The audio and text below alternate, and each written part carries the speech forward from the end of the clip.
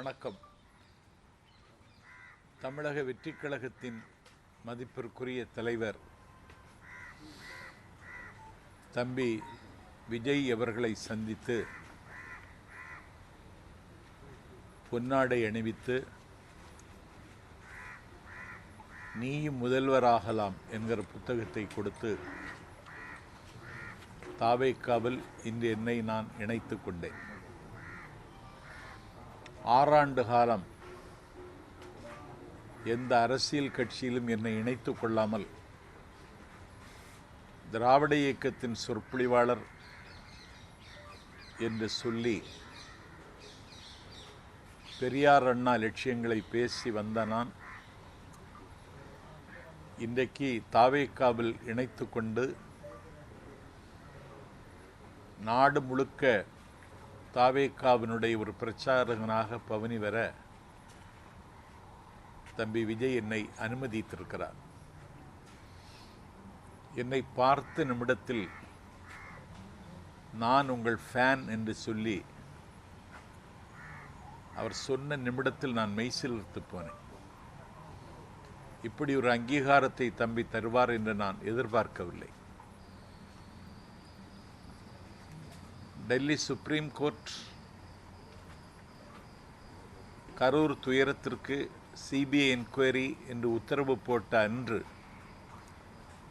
குமுதம் இணையதளத்திற்கு அலைபேசி வாயிலாக இது தாவேக்காவிற்கு கிடைத்த வெற்றி, கையெறு நிலையில் கைவிடப்பட்டு கை பிசைந்து கண்ணீரோடும் கவலையோடும் இருக்கின்ற தாவேக்கா அடுத்த அடியை எப்படி எடுத்து வைப்பது என்று யோசித்து கொண்டிருக்கிற நிலையில் உச்சநீதிமன்றம் தாவேக்காவுக்கு ஒரு புதிய வாசலை திறந்து வைத்திருக்கிறது என்று நான் குமுதம் தமிழுக்கு சொன்னேன். அந்த நிமிடத்திலிருந்து அறிவாலயத்திலிருந்து எனக்கு காது கொடுத்து கேட்க முடியாத அளவிற்கு வசை சொற்களால் என்னை வசை மாறி பொழிந்தார்கள். தொடர்ந்து 5 நாட்கள் தஞ்சை மாவட்டத்தில் சுற்றுப்பயணத்திற்கு ஒத்துக்கொண்டிருந்தேன். அந்த நிகழ்ச்சியை ரத்து செய்தார்கள்.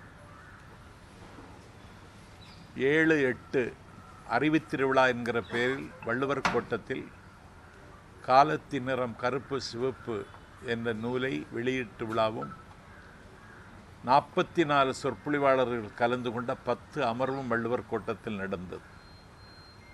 ஒரு சொற்பொழிவாளரை தேர்ந்தெடுக்க வேண்டுமென்றாலும் முதல் இடத்தில் நிற்கிற தகுதியில் இருப்பவன் இந்த எளியவன் நாஞ்சில் சம்பத்.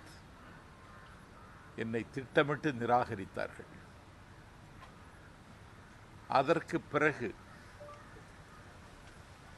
தம்பி உதயநிதியினுடைய பிறந்த நாளை கொண்டாடுவதற்கு ஒரு திங்களுக்கு முன்னாலே என்னிடத்தில் தேதி பெற்றிருந்தார் வடசென்னை கிழக்கு மாவட்ட கழகத்தின் செயலாளர், வானமளவு வாஞ்சி என் மீது பொழிகின்ற அறநிலையத்துறை அமைச்சர் சேகர்பாபு.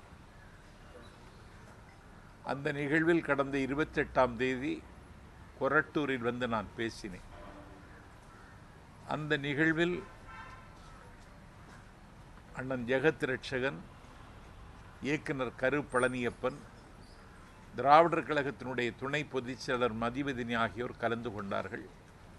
அந்த நிகழ்விலேயே கரு பழனியப்பன் என்னை நக்கல் செய்தார், நையாண்டி புரிந்தார்.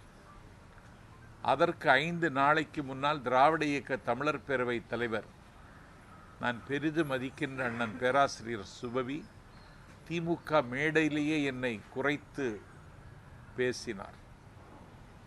நான் மனதளவில் உடைந்து போனேன். ஏன் இப்படி வசைப்படுகிறார்கள்? நான் அவர்களிடத்தில் ஒன்றும் கேட்கவில்லை. கேட்டாலும் ஒரு சைக்கிள் கூட தரமாட்டார்கள். எந்த பரிந்துரைக்கும் நான் அவர்களிடத்திலே போய் நிற்பதும் இல்லை. ஏதோ 4 கூட்டங்கள் பேசி என்னுடைய நாட்களை நகர்த்தலாம் என்று பார்த்தால் என்னுடைய வயிற்றில் அடிப்பது மாதிரி என்னுடைய நிகழ்ச்சிகளை ரத்து செய்தது எனக்கு மிகுந்த வலியை தந்தது. தந்தி டிவி மக்கள் மன்றத்தில் விஜய் சரியான திசையில் பயணிக்கிறாரா என்றொரு தலைப்பில் பேசுவதற்கு என்னை அழைத்த பொழுது விஜய் சரியான திசையில் பயணிக்கிறார் என்று மக்கள் மன்றத்தில் நான் உரையாற்றினேன். அந்த நாளிலிருந்து எனக்கு நெருக்கடியும் வசையும் மிரட்டலும் அதிகமாகவே வந்து கொண்டிருந்தது. இதை நாடு பார்த்து கொண்டிருக்கிறது. எனக்கு யார் மீதும் கோபமில்லை, யார் மீதும் எனக்கு வருத்தமில்லை. சங்க இலக்கியத்தில் புறநானூற்றில் ஒரு பாட்டு, ஒரு தெப்பம் எந்த திசைக்கு போக வேண்டும் என்பதை தெப்பம் தீர்மானிக்க முடியாது, தண்ணீர் தான் தீர்மானிக்கும். ட்ரெண்டை ஃப்ரெண்ட் ஆக்கிக்கோங்க. தந்தி டிவியின் சப்ஸ்கிரைபர்ஸ் அண்ட் ஃபாலோவர்ஸ் குடும்பத்தில் நீங்களும் இணையுங்க.